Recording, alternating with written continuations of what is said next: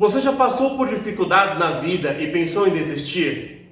Parecia que tudo estava dando errado e você ficou tão nervoso e chateado que acabou abrindo mão daquilo que estava fazendo? As coisas estavam tão ruins que você chegou ao ponto de dizer que Deus tinha te abandonado? Então, você precisa ouvir isso. Nunca pare de voar. Bom, eu não sei você, mas eu já respondi sim para essas perguntas que acabei de fazer várias vezes ao longo da minha vida. Os obstáculos da vida podem aparecer em qualquer momento, em qualquer lugar, de forma muito aparente ou de forma muito sutil. O fato é que eles existem e cabe a nós decidirmos se vamos ultrapassá-los ou ficar parados diante deles. O apóstolo Paulo nos relata diversos obstáculos que ele mesmo enfrentou ao longo de sua jornada no Evangelho.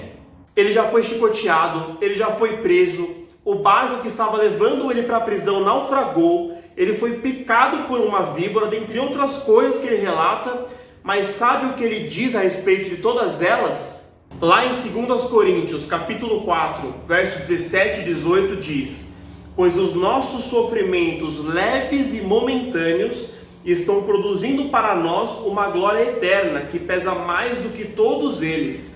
Assim, fixamos os olhos não naquilo que se vê, mas no que não se vê, pois o que se vê é transitório, mas o que não se vê é eterno.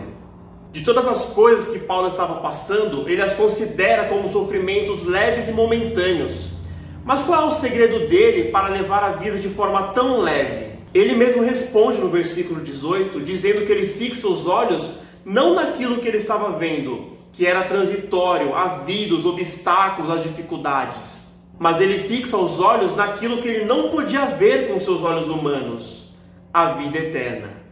Quantas vezes eu já quis abandonar o meu ministério quando aconteciam coisas que me desmotivavam? Quantas vezes eu já quis abrir mão do relacionamento com a minha esposa quando a gente se desentendia no começo do relacionamento? Quantas vezes eu já quis parar projetos no trabalho por não acreditar que eles trariam os resultados esperados? Para todas essas coisas e muitas outras que eu poderia contar aqui, sempre existiram duas opções: simplesmente desistir de continuar ou nunca parar de voar. Uma vez eu saí do trabalho e fui buscar a minha esposa para a gente ir para a igreja, onde eu ia ministrar o louvor.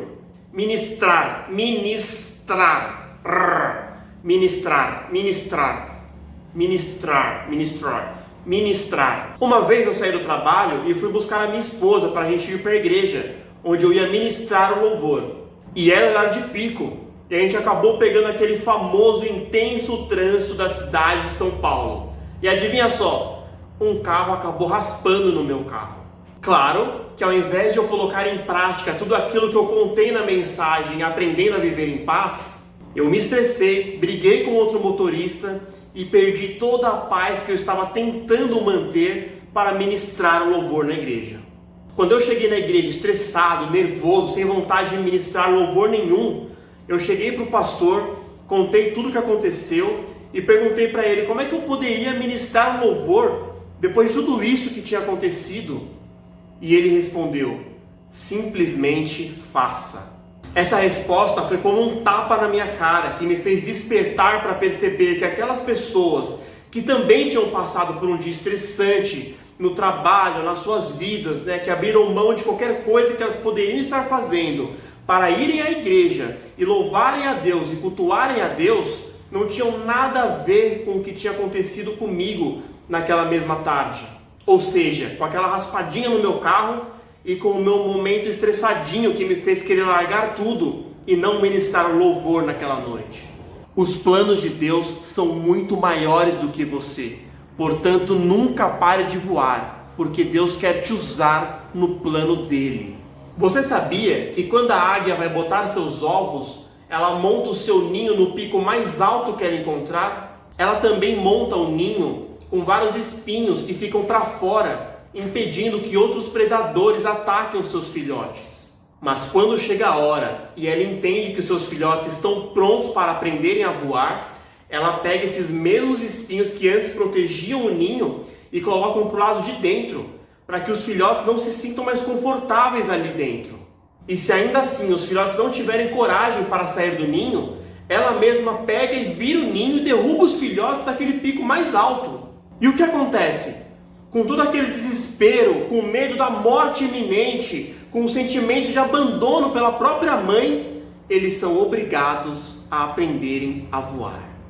E assim, os filhotes que já são águias formadas passam a voar acima da tempestade, onde já não tem nuvens carregadas de água e eletricidade e todos os outros obstáculos que permanecem abaixo deles. E esse é um dos motivos do porquê o profeta Isaías, que escreveu no livro que leva o seu próprio nome, no capítulo 40, verso 30 e 31, assim: até os jovens se cansam e ficam exaustos, e os moços tropeçam e caem, mas aqueles que esperam no Senhor renovam as suas forças, voam alto como águias, correm e não ficam exaustos, andam e não se cansam.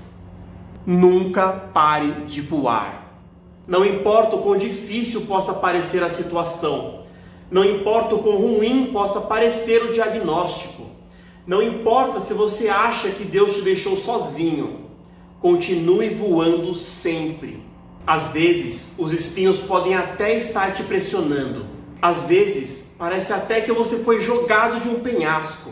Às vezes, você pode até se sentir traído e abandonado.